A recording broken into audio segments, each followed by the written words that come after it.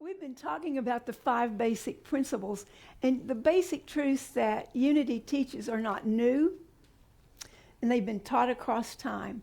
Jesus taught them during his ministry, and for over 100 years, unity students have embraced our principles to live victoriously through 2 world wars and countless other wars, and the Great Depression, 9/11, hurricanes, wildfires, and other disasters. Practicing the principles have helped people meet and overcome every kind of challenge imaginable. The loss of a loved one, economic hardships, physical and mental abuse, physical disabilities, and illnesses of all kinds. These principles have helped people face their own deaths. The wonderful thing about our unity principles and our tradition of belief is that they are embraced voluntarily. We don't try to use guilt to get you to do them. Our hope is that we share these principles and entice you, invite you, and encourage you to use them so that they have the opportunity to transform your life. You know, my purpose is that we are here as a group to transform lives and to encourage others to make a difference in the world. And the minute that I recognize that I'm not being effective at encouraging that will be the time when I say, y'all need somebody else. And if y'all aren't interested in having your lives transformed and doing something different, you need somebody else. So here's a quick review. Our first principle is God is absolute good. Where's God? Everywhere present. And the second principle is that human beings have a spark of divinity within them, the Christ spirit within. Each one of us has the essence of God, and each one of us is inherently good. Doesn't matter who it is, who you see on the television, who you hear about in the news. There is something inherently good about everybody. Sometimes they're kind of blind to it. Our third principle is that human beings create their experiences by the activity of their thinking. Everything in the manifest realm first has its beginning in thought. And another way that we say this is thoughts held in mind produce after their kind. And last week we talked about our fourth principle. Prayer is creative thinking that heightens the connection with God-mind. It's what links us with God-mind. And therefore it brings forth wisdom, healing, prosperity, and everything good. Now we're always connected to that mind, but sometimes we just have the door shut. And prayer and meditation and using affirmation denials is what helps us to become aware. And so today we're looking at the fifth principle. And the fifth principle says that knowing and understanding the laws of life, also called truth, is not enough. A person must live the truth that he knows.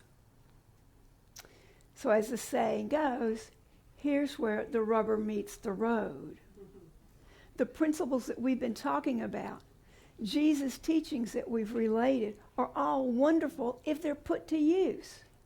If we do more than just talk about them.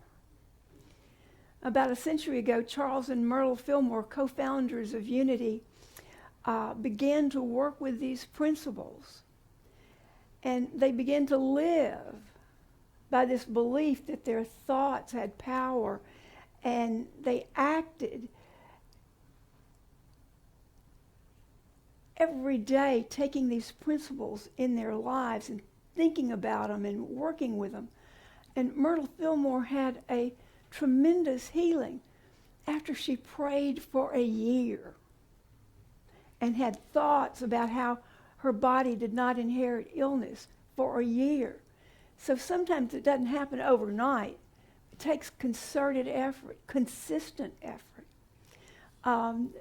Charles Fillmore had a withered leg, and he was able to eventually walk with just having a lift, a shoe with a lift, rather than being with crutches or canes and things. They went through all sorts of money problems. They saw the using these principles ended those money problems, and they created silent unity. People have been praying at silent unity for over 120 something years. I don't know, 27 maybe now. I can't remember. They had the 125th anniversary. I don't remember when. A couple of years ago. They've published Daily Word. They've published Unity Magazine and many books and uplifting pamphlets. They established a ministerial training program. They saw the teaching of these beliefs expand throughout the world, all throughout the United States and into other countries. Charles Fillmore was a visionary, and at one time he co-owned a radio station with the Kansas City newspaper, and at night he would go up in the radio tower, and I had a teacher that told us that he would go up there in his underwear because it was really hot with all the tubes and things, and he would broadcast. And the way radio waves skip, there is unity all throughout Africa because people heard him, and they've continued to do those studies. They had these results because they believed in these principles. They believed in them and they practiced them. They didn't just talk about them, they practiced them. They practiced them when Myrtle was near death. They practiced them when their son died, through the Depression when money was tight. They practiced these on good days when all was well. They shared their beliefs and they stepped out to help others. Now, the Bible encourages us to walk our talk. In James 2:26, the scripture says, "For just as the body without spirit is dead, so faith without works is also dead." In James 1:22, "Be doers of the word, they will be blessed in their doing." And in Philippians 4:13, "I can do all things through him, through the Christ that strengthens me." Walking our talk means that we need to spend some time every day meditating and praying, thinking about God, thinking about these principles. And it means that we regularly turn our thoughts to God, remembering that God is always good. That when we're in the middle of a bad situation, that we stop and turn our thoughts to God. That remember that God is all powerful, that we are one with God, and that God is working in this situation. Putting our principles in action means that we continually remind ourselves to observe our thoughts so that we can positively focus them. You know, if I notice that I'm thinking yucky thoughts, I can say, "Oh, Beth, that's a yucky thought. What God thought do you want to move your attention to?" It means we strive to do this day in and day out, through good times and through bad times. And if we put feet to our beliefs, our lives will be transformed. You know, it is hurricane season, and I know that we're all aware of that. But you know, every time there's a storm that comes close, you know how the news begins to be overtaken by the storm? And that when you turn the television on, all you can find is news about the storm. And I know that you can imagine with me how many people are looking at and focusing on that storm. Now, I have no clue what would happen if we all changed our focus to the storms going away. I think it would be powerful. My personal thing is that when I hear things about the storm, I go inside and I mentally have a picture and I just go, and I see it dispersing.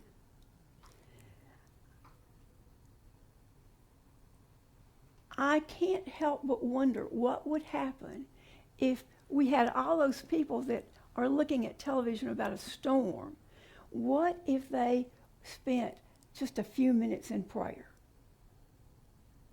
What if 50% of the people in our country did something to establish peace in their lives? What would happen if just 50% of us consciously chose to do something to help someone else? I believe that it would improve our country, and I also believe that it would that it would change the consciousness on the planet, and it would improve the whole planet Earth. So we're talking about taking action. I love this acronym for action. Any choice that improves our nature. I take action. I make any choice that improves our nature. Of course, the choices that improve us have to be put into actions for them to be productive. You know, another way of putting these spiritual principles into practice is to pay attention to the ideas that come to us. We do get divine ideas and inspiration. Maybe it's the idea to call someone. Have you ever had the idea to call someone, the phone ring, and they called you? Or maybe you've had the idea to go somewhere, and when you went there, you saw someone you hadn't seen in a long time. Or maybe you get an idea of a product to make or to sell. All of the inventions that we have, that we share, all this marvelous technology, all of the invention come from ideas. Some of these divine ideas are small, and some of them are huge. Have you ever had an idea that you didn't follow through with?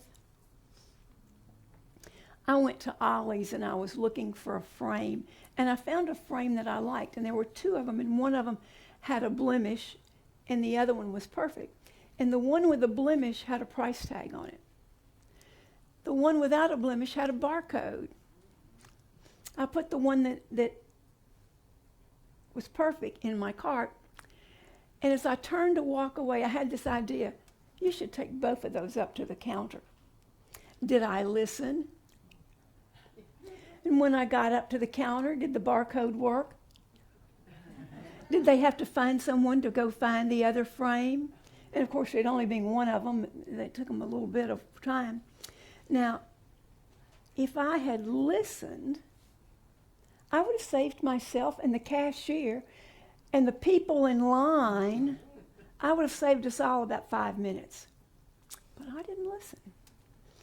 Why do we resist these divine ideas? Sometimes it's because we haven't developed the habit of paying attention, developed the habit of listening. Sometimes we don't know whether our idea is a divine idea from God or not. We can't tell if it comes from the Christ within. And one way to think about it and to look to find that out is to pause for just a minute and get still and make conscious contact with Spirit and just say, is this a divine idea? We can ask, what's the God thought here? Does this idea come from love? Can it build a bridge? Or does it come from fear? Is it going to create separation? Is the idea good for everyone? If I had listened and taken the frame, it would have been a good idea that was good for everyone. Sometimes our divine ideas seem way beyond our capabilities. Maybe the divine idea we get is something like end world hunger. And that can seem like a pretty huge idea. We don't know where to begin, and the fear of failure comes up. And when I'm afraid that something might fail, I try to remember this quote from Michael Jordan. Talking about his failures, he said, "I have missed over 9,000 shots.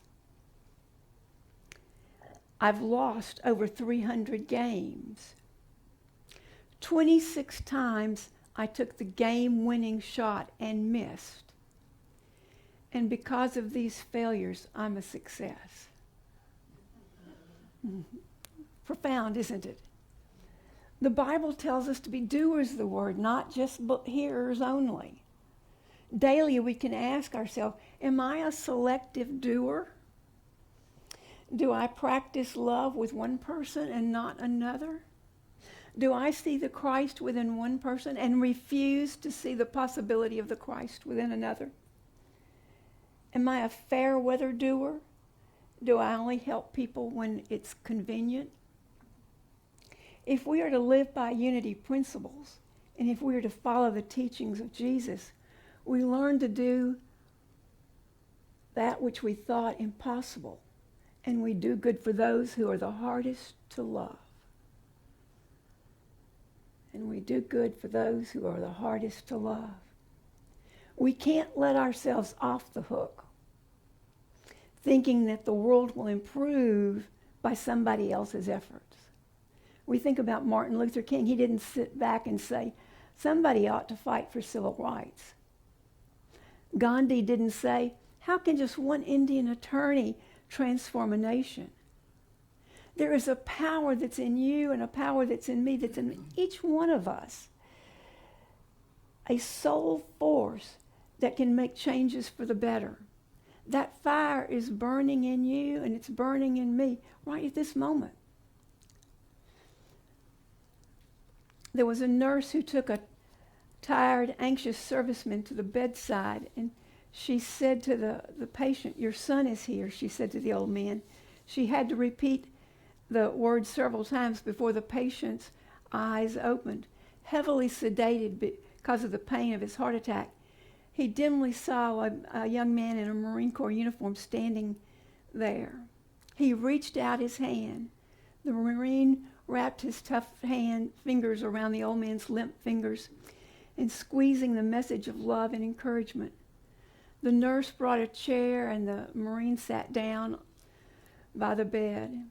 Nights are long in a hospital, but all night long the young Marine sat there in a poorly lighted ward, holding the old man's hand and offering him words of encouragement and love and strength. Occasionally the nurse would suggest that the Marine move away and rest a while, and he refused. Whenever the nurse came into the ward, the Marine was oblivious of her and the night noises of the hospital, the clanking of the oxygen tank, the laughter of the night staff members, the cries and moans from other patients. Now and then she heard him say gentle words. The dying man said nothing, only held tightly to his son's hand all through the night. Along towards dawn, the old man died, and the Marine released his lifeless hand, and he went to tell the nurse. And while she did what she had to do, he waited, and finally she turned to him, and she started to offer words of sympathy. But the Marine interrupted her. He said, "That's not necessary. Who was that man?" And the nurse was startled. "Well, he was your father." "No, he wasn't," the Marine said. "I never saw him before in my life." "Then why didn't you say something when I took you to him?" She said, "I knew right then there'd been a mistake, but I also knew he needed his son, and his son just wasn't there. When I realized he was too sick to tell whether or not I was his son, and I knew how much he needed me, I stayed." The moral of the story for us is that the next time God gives us an idea or an opportunity, you and I can pay attention. We can be glad that we did. This week I invite each of you to consider, is there any way, any little move that you can make? Is there anything that you can do to put our unity principles more into practice in your life.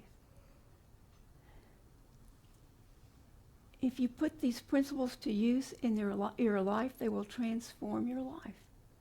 They will change your life. And the everlasting truth is that our unity principles do work if you and I will work them. And so it is. Thank you.